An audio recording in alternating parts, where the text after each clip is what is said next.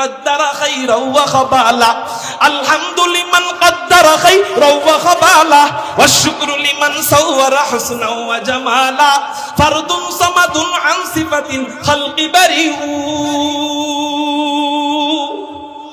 এই মরে গেছে কে আবার জোরে ফারদুন সামাদুন আন সিফাতিল খালকি বারিউ রাব্বুন আযালিয়ুন খালাকাল খালকা কামালা কি তারপরেও কি মাদ্রাসায় দিতে মনে চায় না ওই বোকা ছাত্রীটারে ইখলাসের সাথে মাদ্রাসায় রাখা দেন বোকা ছাত্রটারে ইখলাসের সাথে মাথায় রেখে দেন মাদ্রাসায় রেখে দেন পড়া পারুক চাই না পারুক ওরে জেহেন দেওয়ার দায়িত্ব আল্লাহ কিন্তু সওয়াব পাবে একদিন ওই ছাত্র জামানার আহমদ শফি হয়ে বের হবে ওই ছাত্র একদিন জামানার আল্লামা আব্দুল হামিদ পীর সাহেব মধুপুর হয়ে বের হবে আপনি বড় বড় আকাবিরদের জিন্দেগি কাটেন ক্লাসের 1 নাম্বার ছাত্র ছিল না বেশিরভাগ আকাবির বেশিরভাগ আমাদের বড়রা ক্লাসের 1 2 3 এর ভিতরেও ছিল না 14 15 30 32 ওই 40 আপনি খোঁজ নিয়ে দেখেন কিন্তু আল্লাহ কিতাবের সাথে লাগা থাকার কারণে ইলমের বরকতে উস্তাদের সাথে লাগা থাকার কারণে আল্লাহ এমন ভাবে চমকায় দিয়েছে যেই ছাত্রদেরকে হুজুররা দেখতে পারতো না সেই ছাত্ররা ডাক দিয়ে এবার কপালে চুমা দেয়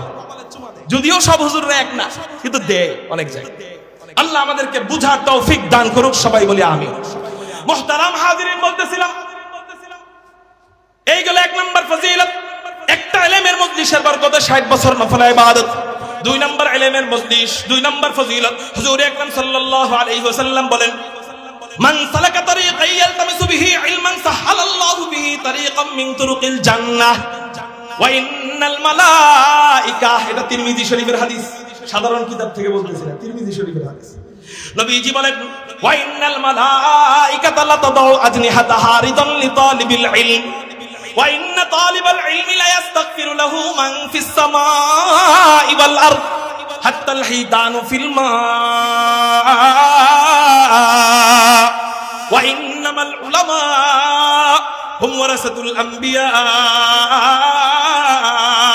وإن الأنبياء لم يورثوا دينارا ولا درهما وإنما ورثوا العلم فمن أخذ به أخذ بحظ وافر أو كما قال عليه الصلاة والسلام হুজুর আকরাম সাল্লাল্লাহু আলাইহি ওয়াসাল্লাম বলেন ইলমের মজলিসের আরো কি ফজিলত শোনো দুনিয়াবাসী নবীজি বলেন যে ব্যক্তি ইলম অর্জনের জন্য কোন পথ অবলম্বন করবে আল্লাহ পাক রব্বুল আলামিন তার জন্য জান্নাতের রাস্তা নিজে খুলে দিবেন নিজে সহজ করে দিবেন একটু চিৎকার দিয়ে বলেন সুবহানাল্লাহ ইলম অর্জনের 3 নাম্বার ফজিলত নবীজি বলেন ওয়া ইন্নাল মালায়েকাতা লা তাদাউ আজনিহাতাহা রিদান লিতালিবিল ইলম যে ব্যক্তি মাদ্রাসায় যায় এখনো আলিফ শিখে নাই এখনো বা শিখে নাই এখনো তা শিখে নাই এখনো তা শিখে নাই এখনো আলহামদুলিল্লাহি রাব্বিল আলামিন আর রহমানির রহিম মালিকি ইয়াউমিদ্দিন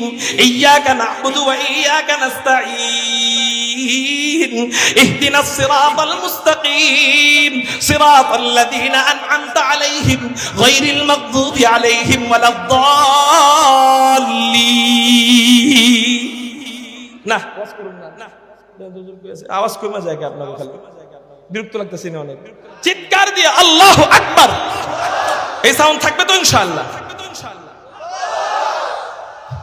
কেন আজকে আওয়াজ করলে কি সমস্যা নেই একটু ঘুম ভাঙাইলাম আর কি ঘুম ভাঙছে না ইনশাআল্লাহ সবাই আবার বলেন আল্লাহু আকবার এই সাউন্ড আমি চাই পাবো তো ইনশাআল্লাহ এত চমৎকার কথা বললেন নবীজি দেখেন নবীজি বলেন এখনো আলিফ শিখে নাই এখনো বা শিখে নাই শিখার জন্য মেয়েটারে মাদ্রাসায় দিছে আচ্ছা আপনারা আমার বলেন ছেলেটারে মাদ্রাসায় দেন যুক্তি আছে এটা বড় হয়ে ইঞ্জিনিয়ার হয়ে আমারে খাওয়াবে কিন্তু মেয়ের কামাই খাওয়ার আশা আছে নাকি কি আশা যে বড় হলে বিয়ে দিয়ে দিব এই তো শিক্ষিত হবে এমএ পাস করবে বিয়ে দিয়ে দিব এই তো শুনেন বর্তমান ছেলেরা এমএ পাইসা মেয়ে খুঁজে না মাদ্রাসা ছাত্রী খুঁজে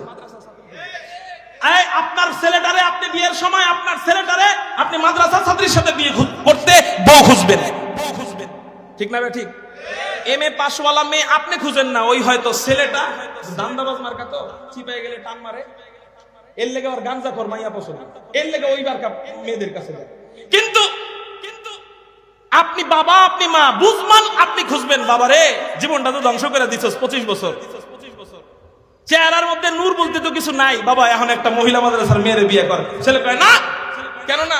আমি সুইটিরে ভালোবাসি না, আমাকে আমার স্কুলের এই 10 থেকে আমি ওরে ভালোবাসি, এখন ওরে বিয়ে করো।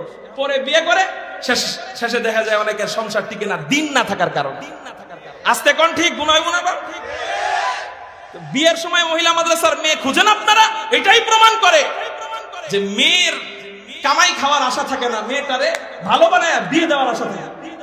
যদি কামাই খাওয়ার আশা থাকে তাহলে ইঞ্জিনিয়ার বানান না করি না। যেহেতু কামাই খাওয়ার আশা নাই, তাহলে মেয়েটারে আপনি শুধু দুনিয়া পাওয়ার জন্য মেয়েটারে কেন স্কুল কলেজে দিয়ে রাখলেন? দুটোটা নেন, বাঙালি সব বুঝে, এটা কেন বুঝে না? দুটোটা নেন, দুনিয়াও নেন আখেরাতও নেন। মেয়েটারে আলেমা বানান, দুনিয়াও পাইবেন আখেরাতও পাইবেন। দুনিয়া কেমনে পাইবেন? একটু আগে আমি বলছিলাম, তখন লোকজন একবারে কম ছিল, এই জন্য হয়তো শুনেন নাই অনেকে, এই জন্য দ্বিতীয়বার আমি কথা প্রসঙ্গে আসছে, এই জন্য রিপিট করি।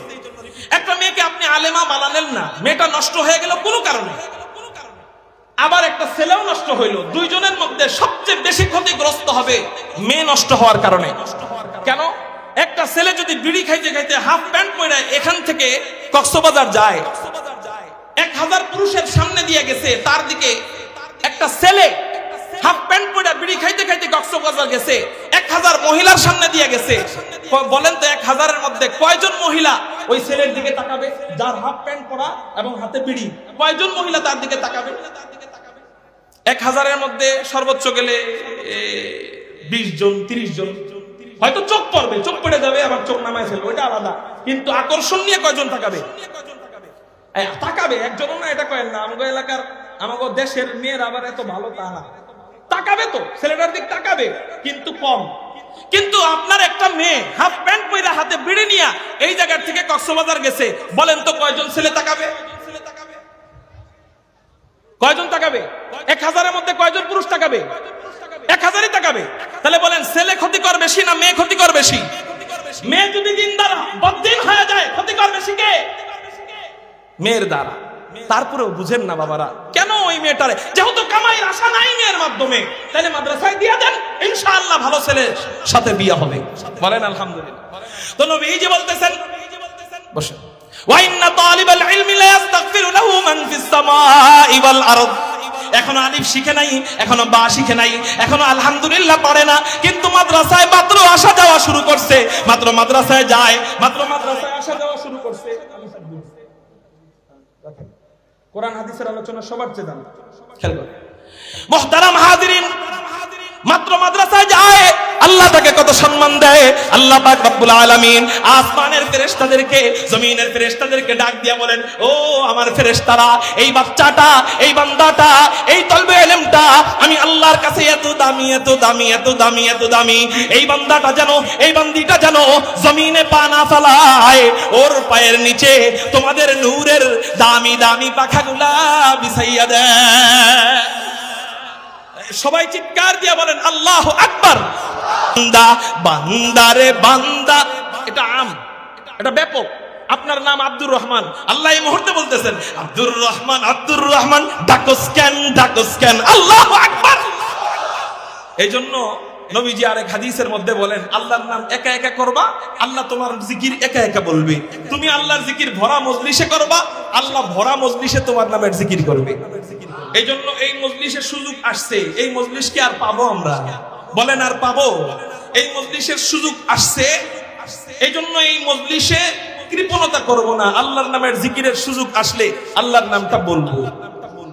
বলি আল্লাহু আকবার। আমি আপনাদের সামনে একটি আয়াত তেলাওয়াত করেছি। আল্লাহ কোরআনুল কারীমের মধ্যে বলেন, আউযু বিল্লাহি মিনাশ শাইতানির রাজীম।